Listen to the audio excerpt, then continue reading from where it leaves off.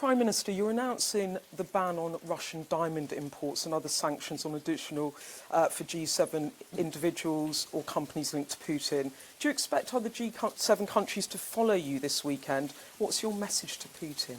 Well, I think the most important thing we can do right now for global peace and security is to support Ukraine in its struggle against Russia, but also to ensure that Russia pays a price for its illegal and unprovoked act of aggression. That's why we've announced new sanctions today. We are talking with our allied countries, our partner countries, and I do expect others to follow, as they have done throughout the last year of this, where we have often taken the lead, whether it's providing resources to Ukraine or sanctions, and we've seen other countries partner with us, because ultimately sanctions are more effective when they're done in a coordinated fashion, and I hope that's what we'll see here as well. OK, so sanctions for Russia. Do you expect this war to end next year? What's your message to Putin? My message to Putin is straightforward. We're not going away.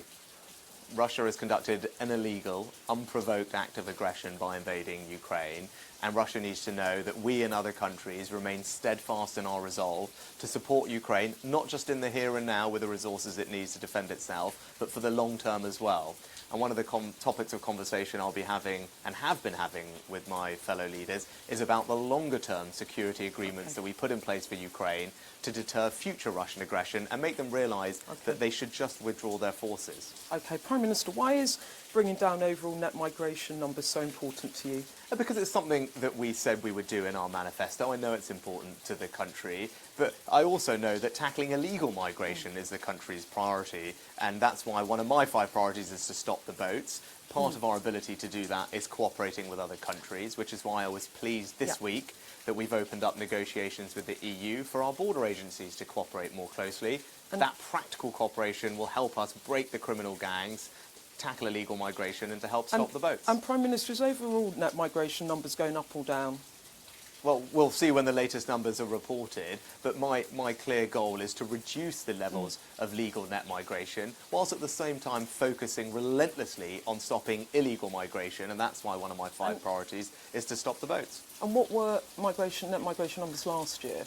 As I said, the numbers last year, I mean, you'll have them off the top of your head. We're about to get new ones, and we know that numbers are too high, and I want to bring them down. I've been very clear that my goal is to bring those numbers down. Let's unpack it a bit, because back in 2019, the government promised to cut net migration. At the time, it was 226,000. It's gone up. It was 504,000 last year. Will it go down next year? Oh, well, just on the numbers last year, if you actually look at that release that was put out, it's very clear that there are a set of factors which led to those numbers, including, for example, Ukrainian refugees, which are included in those numbers. So I think we need to treat a little bit of caution. Also high numbers of foreign workers and student visas as well. Yeah, but there are also a set of unique circumstances relating to our refugee programmes for bringing Ukrainian refugees here. Well, look, I'm not going to preempt what the future numbers are, but what I can tell you is I want to bring the numbers of legal net migration down. The forecast... That's something that we said we would do, and we remain committed to doing that. We're reforming our welfare system to ensure that we can move people off welfare and into work. I think everyone would agree that is far better for our economy and far better for people if we can do that. And at the same time, as I said, crucially, we must tackle illegal migration, and that's why one of my 5 priorities is to stop the boats. Sorry to interrupt, I haven't got long. The forecasts say it will continue to climb to between 650,000 and nearly 1 million. If it's anywhere near those numbers, will you have failed as a government? Again, Beth, you're speculating on what may or may not be. What I can tell you is I am committed to bringing the levels of legal migration down. We're very clear about that. There's a range of options we're considering. And at the same time, I think people know that I'm relentlessly focusing on stopping the boats because the levels of illegal migration are too high and they've escalated massively in the last few years. Prime Minister, what I'm hearing is in 2019, you said you would bring them down below 226,000, the Conservative government. Last year they were 504,000. Next year, the year to June 2023, June 2022, sorry, they're predicted to go up to 1 million, and you're not acknowledging that at all as a problem or saying that you might have failed as a government by failing to live up to that commitment for the British people.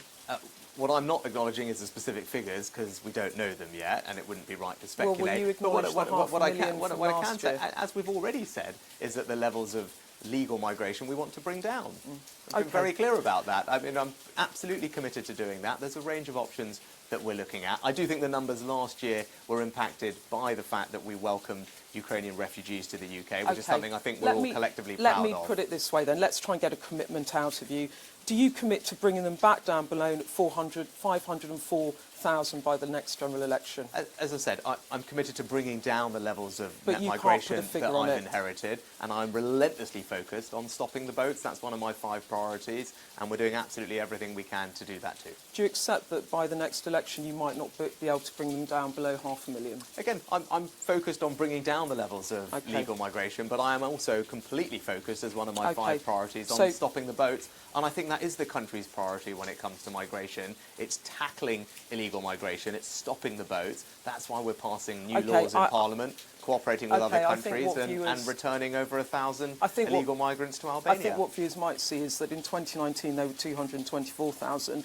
They're now 500,000 in the year to June 2021, and they probably could go up to nearly 1 million next week. But and you can't give me a figure as to what you'll commit to. But anyway, let's move on. What I can commit is that we want to bring those levels down. And I think people know that I'm working night and day to tackle illegal migration. One of my 5 priorities is to stop the boats. I think people know that. And that's why we're passing new laws in Parliament. And I think most people will agree that that's the right priority for us to be Prime focused Minister, on. you're one of life's success stories. You were head boy at school. You had a career in finance that made you very wealthy. Now you're Prime Minister. How do you feel when you lose? Sorry? How do you feel when you lose? How do you mean, Beth? Well, you're a winner in life. How do you feel when you don't win? Well, look, my focus in this job is to deliver for the country. I've set out 5 very clear priorities: to halve inflation, grow the economy, reduce debt, cut waiting lists and stop the boats. All I'm doing every day is focus on delivering for people against those 5 priorities. I firmly believe that that's what the country wants me to do. That's what the government is committed to doing, and we're working night and day to make sure that that happens. And you lost to Liz Truss last year. Did that hurt more or less than losing over 1,000 council seats at your first test at the ballot box? It's always disappointing to lose hard-working councillors, but the message I've taken is the country wants me to redouble our efforts to deliver for them. As I said, the 5 priorities I've set out, I believe, are the right ones: to halve inflation, grow the economy, reduce debt, cut waiting lists and stop the boats. That's what the country wants us to focus on. That's what I am focusing on day and night, and I will keep at it. That morning, were you quite gutted? As I said, it is disappointing to lose hard-working Conservative councillors. Many of them are friends and colleagues as well. But I'm going to work very hard to deliver for the country, and again, the 5 priorities I've set out, I believe, are the right ones. Those are the country's priorities: to halve inflation, grow the economy, reduce debt, cut waiting lists and stop the votes. Day and night, that's what I'm focused on. That's what the government's focused on. And whilst things are tough, I'm confident that things will improve and people will be able to see that we are delivering for them and improving their lives. I'm nearly out of time, but just on that, you've been saying things are improving for households in the UK, but do you acknowledge many people are having a really tough time?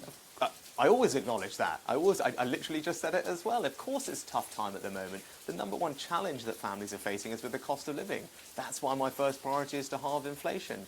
It's why we taxed the windfall profits of energy companies last year and used that money to pay around half of a typical household's energy bill. That support is worth £1,500. Now, we did that because we know things are difficult and we will keep helping people with the cost of living. And what's your message to the father on Sky News this week who had to steal baby formula milk because he couldn't afford to feed his child? Yeah, I'm very sorry to hear that. I know things are difficult. What I would say to families in that situation is please go and talk to your local council. The government has made available £1 billion to local councils, so something called the Household Support Fund. It is there. That money is there to support families who are in particularly difficult circumstances, who, for whatever reason, all the other support we've put in place isn't sufficient or isn't getting to them. And there is lots of support in place for vulnerable families. And we haven't got time to go over all the different things now. But that money is there with your local council. Please go and talk to them. Ask them about the Household Support Fund.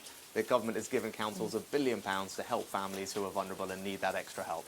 And in his shoes, would you have done the same? Sorry? In his shoes, would you have done the same? It's hard for me to comment on the particular circumstances of any families. I can tell you what I'm doing in this job is making sure that we've provided extra financial resources to councils so that they can help families who are in a difficult situation with a little bit of extra help with essentials like that. I would urge them to go and talk to their council because that support is there. OK, Prime Minister, thank you so much. Thank you very much.